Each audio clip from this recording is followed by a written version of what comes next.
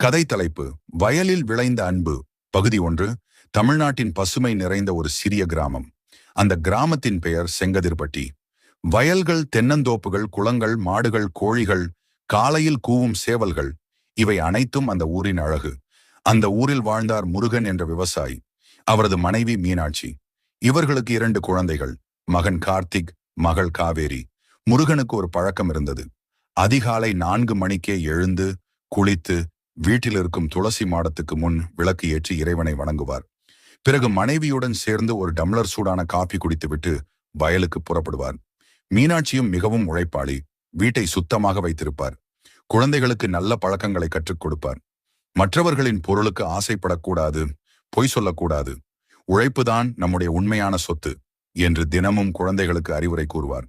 கார்த்திக்கும் காவேரிக்கும் தங்கள் பெற்றோரே உலகம். பள்ளிக்கு செல்லும் முன் மாடுகளுக்கு புல் போடுவார்கள், கோழிகளுக்கு தீனி போடுவார்கள், பிறகு பள்ளிக்கு செல்வார்கள். ஒரு நாள் கிராமத்துக்கு புதிதாக ஒரு பணக்காரர் வந்தார். அவர் பெயர் ராஜசேகர். நிறைய நிலங்களை வாங்க ஆரம்பித்தார்.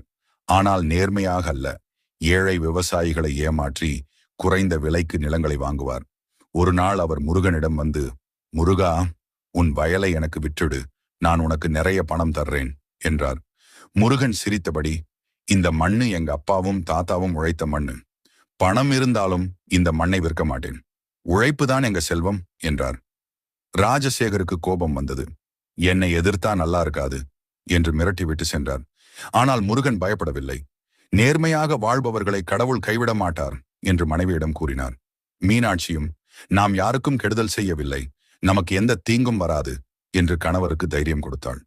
அடுத்த நாள் அதிகாலையில் முருகன் வயலுக்கு சென்ற போது அவர் விதைத்திருந்த நெற்பயிரில் சில இடங்கள் அழிக்கப்பட்டிருந்தன.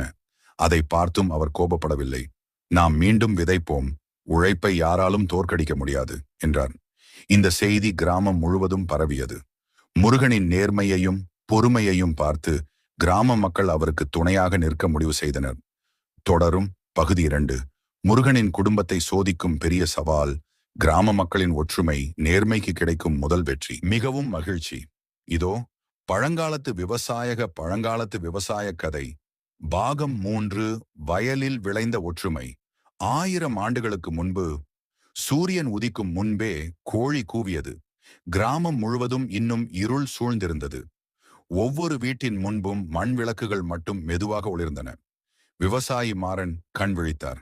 அருகில் அவரது மனைவி செல்வி எழுந்து மண் அடுப்பில் தீ மூட்டினார்.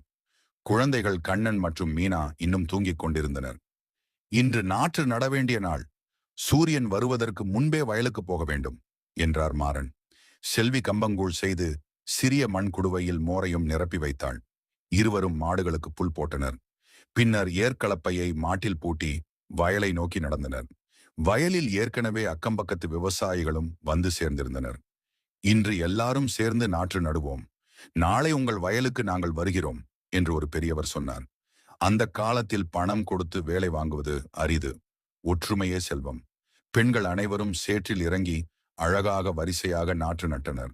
அவர்கள் பாடிய நாட்டுப்புற பாடல்கள் வயல் முழுவதும் ஒலித்தன. நெல்லு வளரும், நம் வாழ்வு மலரும், உழைத்த கைக்கு இறைவன் துணை நிற்பான். அந்த பாடலை கேட்டுக்கொண்டே குழந்தைகள் வயல் வரப்பில் சிறிய மீன்களை பிடித்து விளையாடினர்.